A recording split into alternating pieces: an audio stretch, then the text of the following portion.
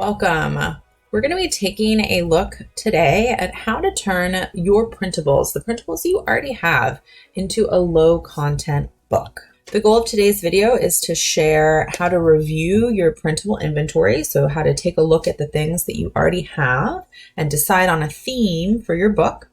We'll be briefly looking at different formatting requirements, and then finally we'll talk about how to create content for your book. Obviously, we all know that printable products are extremely popular. They're easy to create, they're easy to sell on tons of different marketplaces, from Etsy to Teachers Pay Teachers. But a lot of people only create single pages or at most a few page printable products. If that's you, it could be time for you to consider branching out with some other types of printable products. Today, we're going to discuss the easy to follow steps to turn some of the products you've already created into a low content book. So what are low content books? Low content books are books that contain just a minimal amount of writing. So these are books like coloring books, journals, workbooks, planners. Sure, there's some writing in there, but it may only be a sentence or two per page. If it's something like a coloring book, there probably isn't any writing. If this is sounding interesting to you and you're thinking, oh yeah, I have so many printable products that I could bundle together and turn into a low content book, let's talk about the steps that you would take. The first thing that you need to do is understand your inventory. So obviously you need content to publish a book. But lucky for you, you probably have tons of single page content that you've already been selling, or maybe some small bundles of content. Now you just need to take an inventory of those. So maybe you notice that you've created a ton of coloring sheets for adults or a bunch of worksheets for kindergarten students. You could bundle either of those into an easy low content book. So take a complete inventory of all the products that you already have. I think it's a great idea to organize them with tags or sort them into categories using folders so that you can find your content later.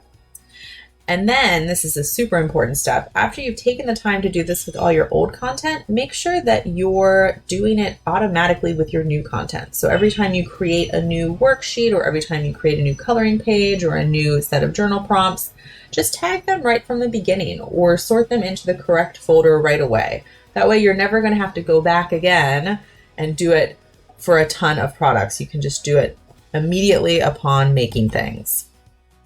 Once you got your content sorted, you're probably starting to notice that there's some obvious themes.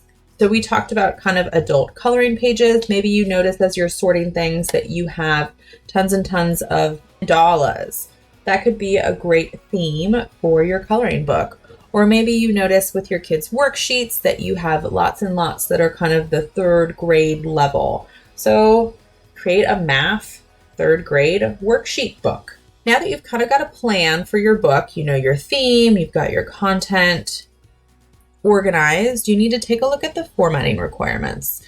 So there's many different places that you could go to publish low content books. The one that I almost always recommend as the best choice is the KDP program through Amazon. It lets you self-publish print and ebooks, and they really have some great help files that can walk you through the entire process.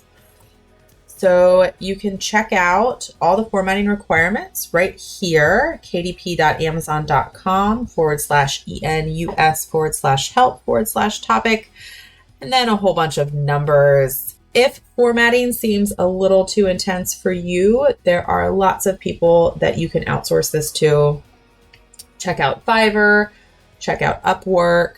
Amazon also has a list of companies that will provide formatting and editing services.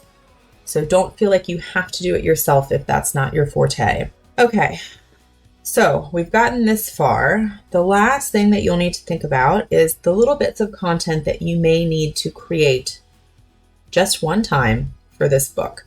So that could be things like a foreword or an acknowledgement. You may need to create a glossary or a table of contents.